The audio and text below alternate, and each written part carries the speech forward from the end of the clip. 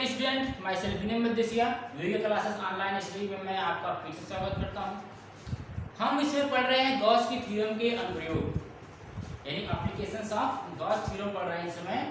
इसमें हमारा आज है दूसरा अनुप्रयोग गॉस की थ्योरम का। क्या है? Intensity of electric field near an uniform charge plane sheet of infinite extension. ठीक है, जिसका हिंदी अर्थ है आपका अनंत विस्तार की एक समान आवेशित समतल चादर के निकट वैद्युत क्षेत्र की तीव्रता। ठीक है, जिस प्रकार से हमने इस गॉस की थ्योरम का पहला अनुप्रयोग किया था, सेम उसी प्रकार से इस अनुप्रयोग की भी को भी हमें हल करना है। ठीक है, ये भी हमारा एक थ्योरेटिकल क्वेश्चन ही है। तो इसको सॉल्व करने के लिए क्या करेंगे? सबसे पहले हम मान लेंगे कि अनंत विस्तार की एक समान आवेशित समतल चादर। पहले क्या मानेंगे? हमारे पास एक समतल चादर है।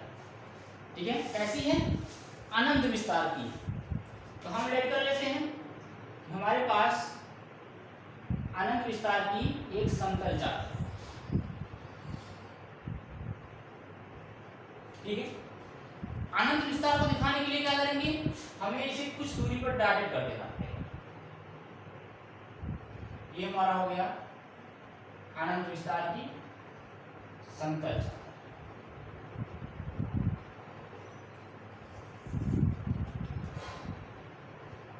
ठीक है, इस चादर को हम लेंगे, अनंत विस्तार की है।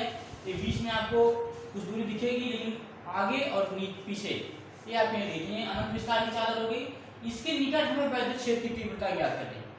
ठीक है, अर्थात अनंत विस्तार की चादर हमारे पास इस प्रकार से है पंजे की तरह, और हमें वैद्युत क्षेत्र की तीव्रता इससे किसी बिंदु से किसी दूरी r पर किसी बिंदु p पर देखनी। ठीक है, यानी इसके सामने देखनी, ना कि इसके बगल। ठीक है, लेकिन फिगर में हम इस प्रकार नहीं ड्रा कर सकते हैं, इसलिए हम मान लेते हैं कि इसके किसी पॉइंट O से r दूरी पर यानी r डिस्टेंस पर कोई बिंदु हमारा P है, जिस पर हमें वैद्युत क्षेत्र की तीव्रता ज्ञात करनी है। ठीक है, क्योंकि हमारे चादर है, चादर के फ्रंट पे भी यदि r दूरी पर आपको वैद्युत क्षेत्र की तीव्रता जितनी होगी, उतनी ही वैद्युत क्षेत्र की तीव्रता बैक से भी P डिस्टेंस पे होगी। अर्थात हमें डिस्टेंस क्या लेना पड़ेगा? एक हमें इसी के सममित अक्ष मिलेगा P डैश। ठीक है, उसकी भी डिस्टेंस हमारी r ही होगी।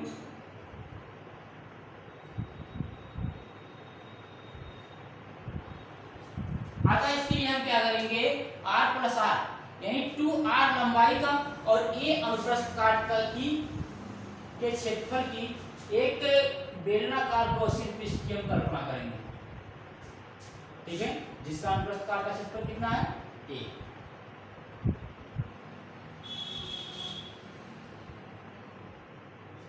ठीक, इतनी हम कल्पना कर ले जाएंगे तो हम इसको समझे पूर्ण कर सकते। ठीक है, इसके लिए हम क्या करेंगे? हमें क्या मान लिया कि 2r त्रिज्या तथा a अनुप्रस्थ काट की क्षेत्रफल की गॉसियन पृष्ठ की हम कल्पना कर ली। हमारे पास एक पृष्ठ मिला, अब पूरा इस प्रकार से मिल गया। ठीक है, कारण हमें पृष्ठ इस प्रकार से मिला था, अब हमें पृष्ठ इस प्रकार से मिल गया।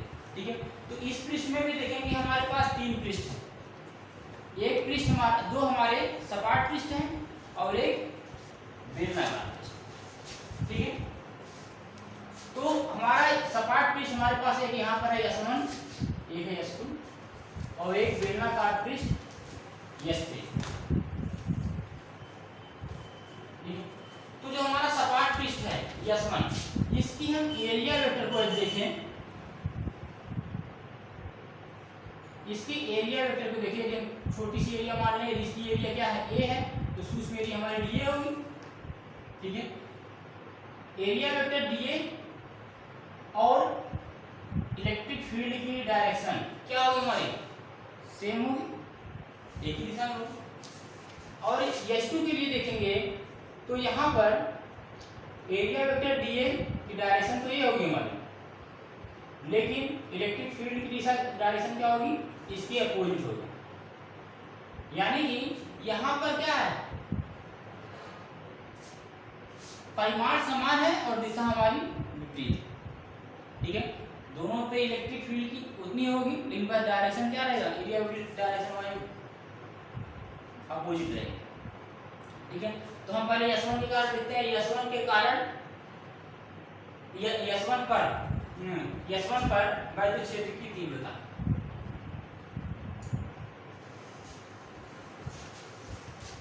S1 पर हम लिखेंगे S1 पर वैद्युत कितना हो जाएगा हमारा d∅1 equal to E into dA, और S2 के सूक्ष्मखंड अवयव dA के द्वारा वैद्युत फ्लक्स d∅2 इक्वल टू कितना हो जाएगा हमारा E इंटू डी। ठीक है, हमारे पास जो तीसरा पृष्ठ है S3, इस पर देखेंगे, इस पर जो हमारा एरिया वेक्टर की डायरेक्शन क्या है, ऊपर की तरफ है, और इलेक्ट्रिक फील्ड की डायरेक्शन क्या है, आपकी सीरीज सर्किट में, अर्थात इलेक्ट्रिक फील्ड और एरिया वेक्टर के बीच की जो एंगल है ये हमारी 90 डिग्री की। ठीक है, यानी कि S3 के कारण, S3 के सूक्ष्म अवयवखंड के कारण S3 पर वैद्युत फ्लक्स यानी d∅3 equal to E into dA cos of theta, theta equal to कितना है हमारे पास E into dA cos 90, cos 90 equal to 0, हमारा मिलेगा A हो जाएगा 0। ठीक है, अब यदि हम देखेंगे संपूर्ण पृष्ठ पर वैद्युत फ्लक्स, संपूर्ण पृष्ठ पर वैद्युत फ्लक्स कितना हो जाएगा फाई ई। ठीक है, फाई इक्वल टू कितना मिल जाएगा हमें, क्लोज इंटीग्रेशन, यानी क्लोज इंटीग्रेशन हम किसका करेंगे, इस सूक्ष्म अवयवखंड dA का, यानी d∅1 का, plus close integration d∅2 plus close integration d∅3, d∅3 की वैल्यू 0, इसलिए इसकी की आवश्यकता नहीं। ठीक है, अब यहाँ देखेंगे जो d∅1 की वैल्यू है, d∅2 की वैल्यू है, दोनों क्या है, इक्वल ही है, केवल अपोजिट डायरेक्शन की है, E into dA plus close integration E into D. ठीक है, अब यहाँ पर इंटीग्रेशन कर लेते हैं, ये हमारा कांस्टेंट वैल्यू है, E into close integration dA plus E into close integration D. dA का आपका क्या है, इंटीग्रेशन हो जाएगा A प्लस EA, अर्थात हमारा आ जाएगा 2 times E into A। Phi equal to हमें इक्वेशन मिल गया 2EA, इक्वेशन फर्स्ट। ठीक है, इसके पास पश्चात हम क्या करेंगे, हम मान लेंगे कि इस जो हमारा ये हमारा समतल चादर है, इसका पृष्ठीय आवेश घनत्व यानी सरफेस चार्ज डेंसिटी कितना है, सिग्मा। ठीक है, हम मान लेंगे कि सरफेस चार्ज डेंसिटी यानी पृष्ठीय आवेश घनत्व यदि समतल चादर पर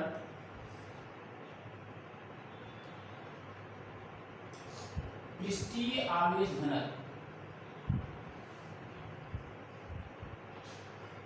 क्या है हमारा, सिग्मा है, इसलिए क्या हो जाएगा हमारा sigma equal to Q by A। ये आप कंटीन्यूअस चार्ज डिस्ट्रीब्यूशन में आप पढ़ चुके हैं formula, sigma equal to Q by A, ये Q इक्वल टू क्या मिल जाएगा हमें, सिग्मा A, यानी समतल चादर पर जो हमारा आवेश होगा सिग्मा इंटू A होगा। बाय गॉस थ्योरम, यानी गॉस की प्रमेय से, गॉस की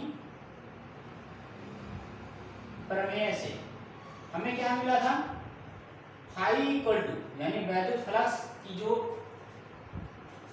वैद्युत फ्लक्स का जो मान मिला था वो फाई इक्वल टू हमें मिला था 1/ε0 इंटू बंद पृष्ठ में उपस्थित आवेश, यानी संपूर्ण आवेश।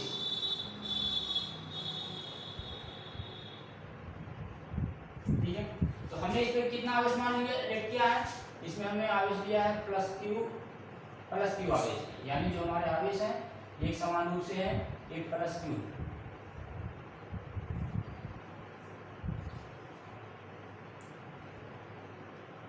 जितने ये आवेश हमारे कितने हैं, प्लस क्यू आवेश, ठीक है, प्लस क्यू आवेश है, लेकिन क्यू इक्वल टू कितना मिला है, सिग्मा इंटू ए, इसलिए फाई इक्वल टू मिल जाएगा सिग्मा इंटू ए अपॉन एप्सिलॉन, ठीक है।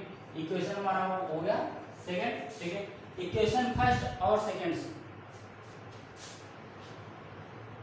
इक्वेशन फर्स्ट एंड सेकंड, ठीक है। इससे क्या मिलेगा, दोनों का हमारा एक पक्ष हमारा सेम है, दूसरा भी सेम होगा, ये 2 into E A equal to sigma A upon epsilon 0, यानी ई इक्वल टू क्या मिल जाएगा, अब देखिए यहाँ दोनों तरफ हमारा A cancel, 2 E equal to हो गया सिग्मा अपॉन एप्सिलॉन 0, अर्थात E equal to sigma upon 2 epsilon, ठीक है।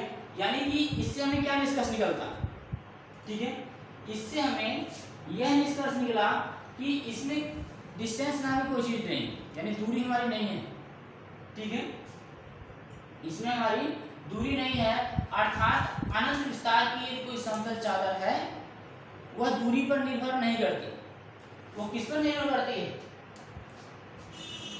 सरफेस चार्ज डेंसिटी, यानी पृष्ठीय आवेश घनत्व पर ही केवल निर्भर कर रही है, वह जो है इसकी डिस्टेंस पर यानी दूरी पर निर्भर नहीं करती, ठीक है।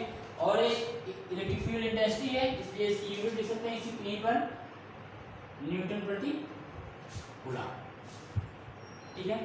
ये हमारा फार्मूला हो जाएगा अनंत विस्तार की एक समान चादर के निकट वैद्युत क्षेत्र की तीव्रता। आपने सूक्ष्म का लिखा है, लेकिन फिर भी अनंत के लिए भी इसी फार्मूले का यूज करेंगे, क्योंकि इसमें दूरी नहीं है, अर्थात अनंत विस्तार की चादर हो या छोटी सी चादर हो, ठीक है, उस पर वैद्युत क्षेत्र की तीव्रता equal to sigma upon 2 epsilon 0 ही होगी, वह दूरी पर निर्भर नहीं करती, ठीक है। इसके पश्चात इसकी कुछ और कंडीशन है, ठीक है, जैसे कि यदि आपकी चादर क्या हो, परिमित हो, ठीक है, लेकिन उसकी कुछ मोटाई हो, ठीक है, उसके लिए देखते हैं हम,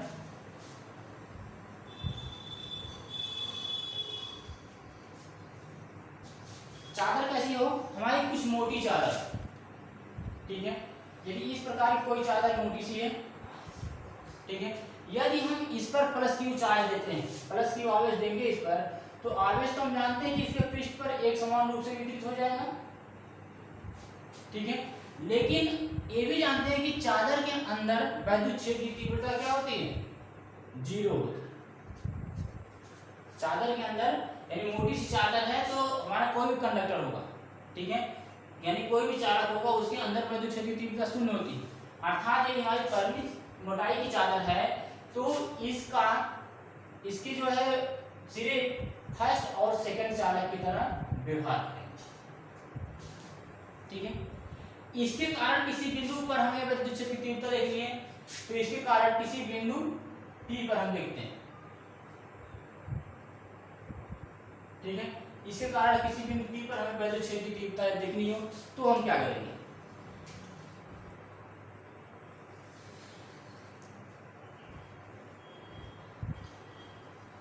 तो यहाँ पर हमारे पास एक ही चादर है, लेकिन इसके 2 पार्ट है। फर्स्ट प्लेट के कारण हमारे बिंदु P पर वैद्युत क्षेत्र की तीव्रता कितनी हो जाएगी, फर्स्ट प्लेट के कारण बिंदु P पर वैद्युत क्षेत्र की तीव्रता, यानी हमारा हो जाएगा E1 लिख सकते हैं, ठीक है। और आपने एक समान आवेश चादर के निकट आपने देख चुके हैं, फार्मूला क्या होता है, सिग्मा अपॉन 2 एप्सिलॉन 0, उसी फार्मूले का उपयोग करेंगे, चाहे अनंत विस्तार की हो या एक सीमित हो, ठीक है। तो फर्स्ट प्लेट कारण बिंदु P पर वैद्युत क्षेत्र की तीव्रता हमारा सिग्मा अपॉन 2 एप्सिलॉन 0 होगा, ठीक है। इसकी डायरेक्शन क्या होगी, इसकी डायरेक्शन P की ओर या सेकंड प्लेट की ओर, ठीक है, यानी सेकंड प्लेट की ओर होगी, सेकंड प्लेट की ओर, ठीक है। प्लेट सेकंड के कारण बिंदु P पर हम वैद्युत क्षेत्र की तीव्रता देखें तो क्या हो जाएगा, प्लेट सेकंड प्लेट पर वैद्युत क्षेत्र की तीव्रता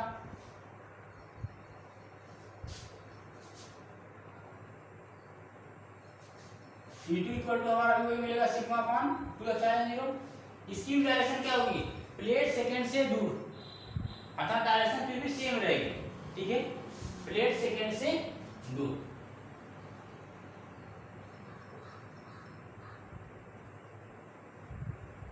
प्लेट सेकंड से दूर या प्लेट सेकंड के हमारा होगा दाईं ओर, प्लेट सेकंड के दाईं ओर, इसमें प्लेट सेकंड के दाईं ओर, यानी कि दोनों की डायरेक्शन क्या होगी हमारी सेम होगी, ठीक है। सेम होगा तो बिंदु P पर परिणामी वैद्युत क्षेत्र की तीव्रता क्या मिल जाएगी, E equal to E1 plus E2, यानी परिणामी वैद्युत क्षेत्र की तीव्रता sigma upon 2 epsilon 0 plus sigma upon 2 epsilon 0, यानी हमारा कितना हो जाएगा, ऐड होगा 2 टाइम्स हो जाएगा सिग्मा अपान 2 एप्सिलॉन 0, 2 से 2 कैंसिल, यानी सिग्मा अपान एप्सिलॉन 0 आ जाएगा। यानी कोई यदि परिमित मोटाई की समतल स्ट्रेट चादर है तो उस पर वैद्युत क्षेत्र की, उसे किसी बिंदु पर वैद्युत क्षेत्र की तीव्रता E equal to sigma upon epsilon 0 होगा न्यूटन प्रति कूलम। तो इस पर क्या कंडीशन हो सकती है, यानी यदि हमारे पास दो प्लेटें हों और इस पर जो चार्ज डेंसिटी है, यानी सरफेस चार्ज डेंसिटी हमारी समान इक्वल, तो और इस पर कितना है, यदि प्लस क्यू आ गए थे, ठीक है, इस पर कितना दें, इस पर हम थोड़ा सा चेंज कर दें, इस पर हम प्लस क्यू दें तो इस पर माइनस क्यू दें, यानी परिमाण समान हो लेकिन दिशा क्या हो, विपरीत हो, इस पर हम माइनस क्यू चार्ज दे दें, तो इसके कारण किसी बिंदु P पर वैद्युत क्षेत्र की तीव्रता क्या होगा, ठीक है। अब यहाँ हम देखेंगे दो प्लेटें हो गई, ठीक है, तो इसके दो बिंदुओं पर हम वैद्युत क्षेत्र की तीव्रता को देख सकते हैं। कौन कौन से बिंदु पर, एक हमारा होगा कि दोनों प्लेटों के बीच किसी बिंदु पर, ठीक है, एक हो सकता है दोनों प्लेटों के बाहर किसी बिंदु P, ठीक है। तो पहले देखते हैं कि दोनों प्लेटों के बीच किसी बिंदु P पर वैद्युत क्षेत्र की तीव्रता, प्लेटों के बीच किसी बिंदु P पर वैद्युत क्षेत्र की तीव्रता, ठीक है। तो प्लेटों के बीच किसी बिंदु P पर वैद्युत क्षेत्र की तीव्रता हमें ज्ञात करनी है, ठीक है। तो P पर देखते हैं तो प्लेट फर्स्ट कारण देख सकते हैं, ये फर्स्ट प्लेट है हमारा, सेकंड प्लेट, प्लेट फर्स्ट कारण बिंदु P पर देखिए वैद्युत क्षेत्र की तीव्रता, प्लेट फर्स्ट के कारण वैद्युत क्षेत्र की तीव्रता कितना मिलेगा हमें, E1 equal to, plate first कारण करेंगे तब भी प्लेट है इसलिए हमारा फार्मूला वही होगा सिग्मा अपान 2 एप्सिलॉन 0, ठीक है। अब प्लेट फर्स्ट कारण देखेंगे तो हमारा एक पॉजिटिव चार्ज है, इस पर कोई आवेश नहीं आता तो ये पॉजिटिव ही, ठीक है। तो क्या होगा, इस पर रिपल्सन होगा, यानी प्लेट सेकंड की ओर इस पर वैद्युत क्षेत्र का, ये भी लिख सकते हैं प्लेट फर्स्ट के दाईं ओर, ठीक है, प्लेट फर्स्ट के दाईं ओर, यानी प्लेट फर्स्ट की दिशा के दाईं ओर, ठीक है। अब प्लेट सेकंड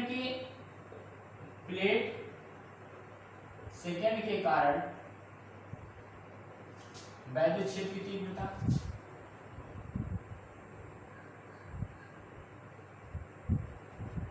कितनी हो जाएगी, E2 equal to sigma upon 2 epsilon 0, formula वही रहेगा हमारा, लेकिन इसके कारण बिंदु P पर वैद्युत क्षेत्र की तीव्रता, इसमें क्या होगा, अट्रैक्शन होगा, यानी प्लेट सेकंड की ओर,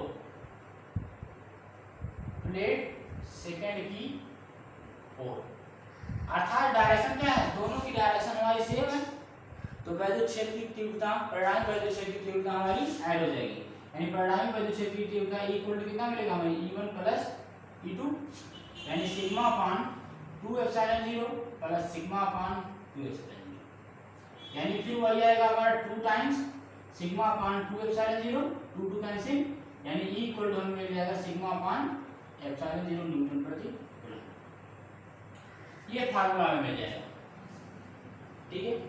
यदि हम प्लेट सेकंड से दूर, प्लेट सेकंड से दूर किसी बिंदु P पर हम देखना चाहें देखते हैं दोनों प्लेटों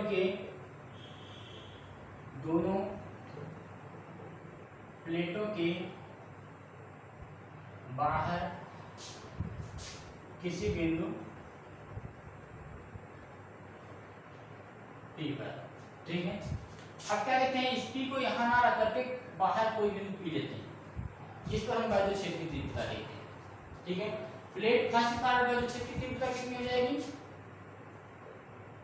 प्लेट फर्स्ट के कारण वैद्युत क्षेत्र की तीव्रता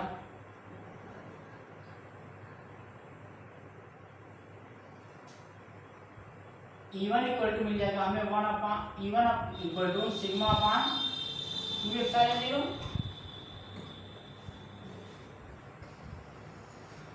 इसकी डायरेक्शन क्या होगी, इससे दूर जाएगा, ठीक है। यानी कि प्लेट सेकंड से दूर या प्लेट फर्स्ट से दूर, प्लेट फर्स्ट से दूर होगा, ठीक है।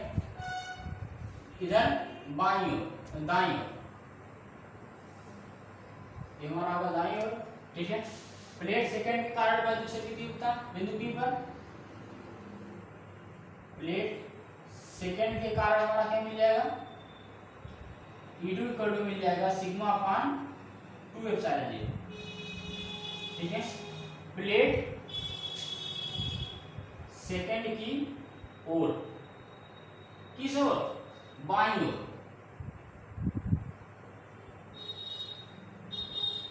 यानी प्लेट फर्स्ट से क्या होगा, वैद्युत क्षेत्र की डायरेक्शन E1 की डायरेक्शन ये होगी, ठीक है।